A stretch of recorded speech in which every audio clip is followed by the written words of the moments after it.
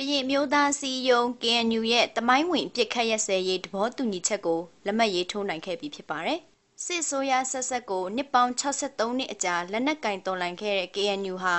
ဇန်နဝါရီ12ရက်နေ့ကပြည်내အဆင့်ငြိမ်းချမ်းရေးဆွေးနွေးပွဲအပြီးမှာပထမဆုံးပြစ်ခတ်ရက်စဲရေးတဘောတူလက်မှတ်ရေးထိုးလိုက်တာပါ။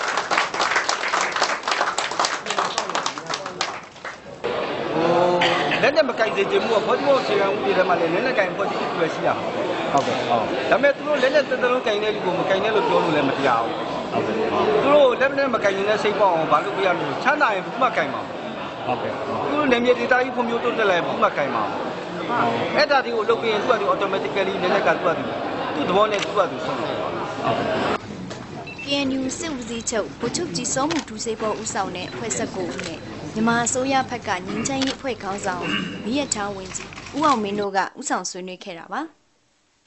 ကရင်ပြည်နယ်ဖအံမြို့ဇွဲကပင်ဟိုတယ်မှာပြုလုပ်တဲ့ငင်းချမ်းရေးဆွေးနွေးပွဲမှာတဘောတူလက်မှတ်ရေးထိုးခဲ့တာဖြစ်ပါတယ်။၄နာရီကြာဆွေးနွေးပွဲအပြီးမှာအစိုးရကိုယ်စားလှယ်နဲ့ KNU ကိုယ်စားလှယ်နှစ်ဖက်အကြားပြစ်ခတ်ရက်စဲရေးဆက်ဆံရေးရုံးတွေဖွင့်လှစ်ရေးလက်နက်မပါဘဲနှစ်ဖက်သွားလာခွင့်ပြုရေးနဲ့ပြည်ထောင်စုအဆင့်ဆက်လက်ဆွေးနွေးရေးဆိုတဲ့အချက်၄ချက်ကိုတဘောတူလက်မှတ်ရေးထိုးခဲ့တာ